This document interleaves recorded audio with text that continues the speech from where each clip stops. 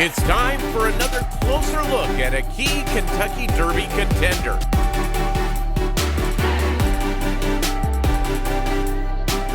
Hello, MadRacingNews.com. Magic and Aaron here with an updated look at the 2022 Kentucky Derby top 5 runners. And Aaron, your horses have kind of stayed the same over the last couple of weeks. Are you going to shuffle them around as the big day gets closer?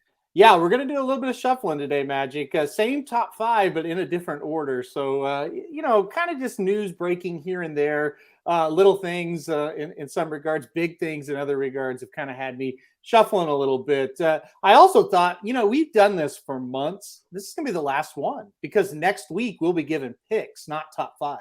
How crazy is that? So, wow. Yeah, I know it's kind of shed a tear or take a shot. Probably take a shot. Anyway. Without further ado, number 5 is still going to be Wagering. He's been number 5 for the last 4 or 5 weeks now. To me, Magic, and I mean, do you agree with this? He just kind of seems to be forgotten at the moment. You just don't hear a lot about him, do you? Mm-hmm. But he's working out very steadily at Gulfstream Park. Of course, a great win in the Florida Derby. He bounced out of that great. He had a great work, 2 weeks ago, and then last weekend, just a little maintenance work, going 5 furlong in a minute and change. So Wagering, he's doing nothing wrong. He's got a nice style as far as running style goes. I've still got him at number 5.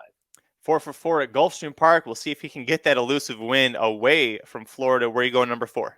Well, number 4, I now have Taiba at number 4. I've dropped him to 4, and you might be thinking, well, what? Why? I'm not a big workout guy, but I do know you have to work out before the Kentucky Derby.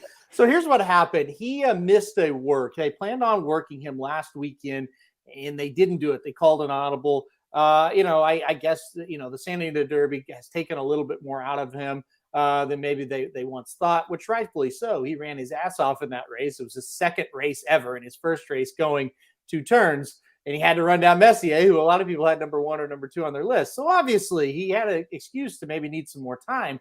The problem is that leaves him 1 workout, which is probably going to be this weekend, maybe Friday, maybe Saturday. And then boom, we're shipping to Kentucky to run in the Kentucky Derby. That's not a great sign. Now here's, again, I don't train horses. I don't know anything about training a horse. But when I see every other contender having multiple workouts and him 1, that's a problem.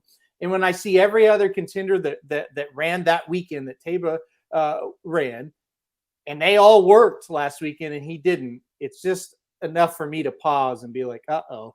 So here's the good news. If he works really well and, he goes out there like a monster this weekend, well, maybe he should try to back up the list. But I'll put him at number 4 right now. I don't know. Something may be up with him.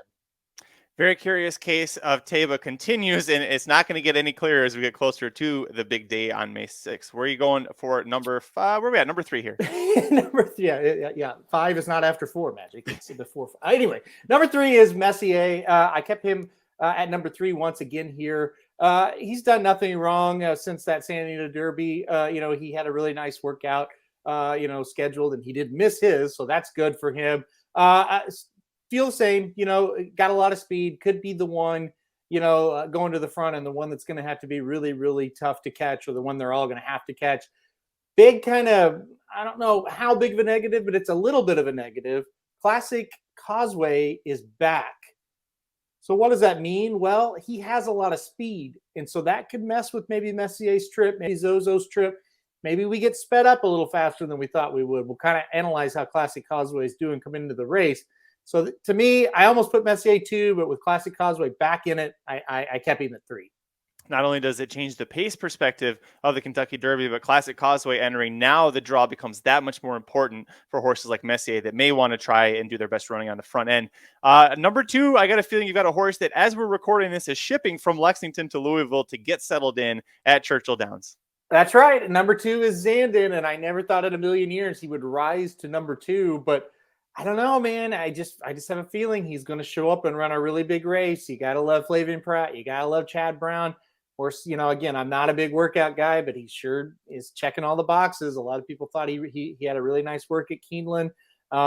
With Classic Causeway now in, the pace sets up. Maybe it's a year that a closer that can make that move on the turn and then kick on and finish like he proved in the Bluegrass. Maybe it's the year for him. So Zandon at number 2. We'll see how the pace materializes. We'll see the post position draws. That's going to be key. Obviously, we can't stake that enough. But as the picture looks right now as we record this, I have Zandon at number 2. Your top choice has been the same for several weeks now in a horse that I think his biggest opposition in the Kentucky Derby is going to be the post draw. So I'm very nervous to see what happens a week from now. Talk to me about your number 1 choice. Well, it's Epicenter. And ever since he won in Louisiana, in the Louisiana Derby there at Fairgrounds, he's been number 1. We haven't wavered, have we, Magic? You can go back and look at the videos. You can go read the article online or on the website. He's number 1. I just felt like he did enough to move ahead of then Messier. Because we hadn't seen him for so long, and then I just think he hasn't done anything, or to be taken off the list or be moved down to number 2. He's had 3 really nice works since Louisiana Derby. I watched an interview with Steve Asmussen. He's over the moon about it. He thinks, look, he said I shouldn't have got beat with Curlin. I shouldn't have got beat with Gunrunner. I'm 0 for 23 in this race, but Epicenter's doing just as good as those horses were doing coming into this, if not better. So. I'm with you. I think the post position could be critical for him, and that may be what ends up getting him beat. But if he draws well, kind of going to be an easy decision for me, Magic. I've been on Epicenter for about a month, and I don't see myself wavering off him with a couple weeks to go. Well, the post draw is going to be happening on Monday, May 2nd, and over at racingdudes.com and youtube.com/racingdudes, we're going to have instant reactions to the entire post draw. And let me tell you, that's going to be a fun show because, as you can tell from Aaron's top 5 alone, a lot of these horses are going to be very dependent on the post, and that doesn't even count the other 15 runners. If you want all of our thoughts on all 20 potential Kentucky Derby runners over at youtube.com/racingdudes, we have individual capsules for each of the horses involved. So head over there, hit like before you leave this video, subscribe to our YouTube channel. Go to racingdudes.com for free picks for every race, every track across the country. We'll see you back here for May 2nd for the Kentucky Derby post-draw reaction, and then we'll see you at the track. This has been a presentation of racingdudes.com, your destination for all things horse racing and sports betting. Whether you want free winners, expert insider picks, up-to-the-minute trackside weather reports, or podcasts and videos for bettors of all skill levels.